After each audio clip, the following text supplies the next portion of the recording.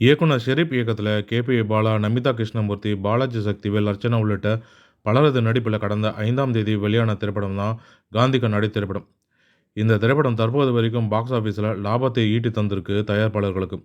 இந்த திரைப்படத்திற்கு போட்டியாக சிவகார்த்திகேயனோட மதராசி திரைப்படமும், வெற்றிமாறன் தயாரிப்பில வெளியான பேட் கேர்ள் திரைப்படமும், அனுஷ்காவோட காட்டி உள்ளிட்ட படங்களும் கடந்த செப்டம்பர் 5ஆம் தேதி வெளியானது. கே.பி. பாலா ஹீரோவாக அறிமுகமான காந்தி கண்ணாடி திரைப்படம் குறைந்த தியேட்டர்களே கிடைத்த அந்த நிலையிலும் நல்ல வசூலை ஈட்டி தந்திருக்கு. தயாரிப்பாளர்களுக்கு லாபத்தையும் அள்ளி கொடுத்திருக்கு தற்போது வரைக்கும். மதராசி திரைப்படம் பார்த்தீங்கன்னா, தற்பொழுது வரைக்கும் ரூ. 90,00,00,000 உலக அளவுல வசூலித்தாலும், இதனுடைய பட்ஜெட் பார்த்தீங்கன்னா, ரூ. 150,00,00,000.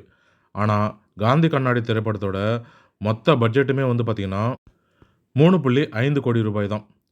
தற்பொழுது வரைக்கும் இந்த திரைப்படம் இந்தியாவிலேயே பார்த்தீங்கன்னா, ரூ. 3.8 வரைக்கும் வசூலித்து, தயாரிப்பாளர்களுக்கு லாபத்தை தந்திருக்கு.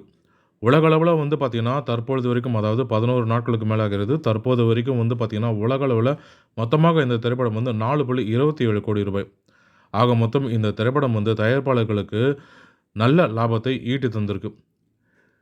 இந்த வருடத்தில பார்த்தீங்கன்னா, சுமார் 200க்கும் மேல திரைப்படம் வந்திருக்கு இதுவரைக்கும் அந்த 200 திரைப்படங்கள்ல 190 திரைப்படங்கள் பார்த்தீங்கன்னா, பெரும்பாலும் தோல்விய தான் அடைந்திருக்கு. வெறும் 10 திரைப்படங்கள் தான் நல்ல லாபத்தை பெற்றிருக்கு. தயாரிப்பாளர்களுக்கு லாபத்தையும் ஈட்டி தந்திருக்கு.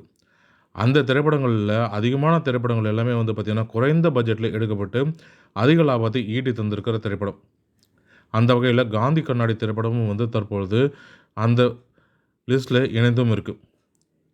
வரும் நாட்கள்லயும் இந்த திரைப்படம் எவ்வளவு வசூல் சாதனை படைக்கும்ன்றத பொறுத்திருந்து தான் பார்க்கணும்.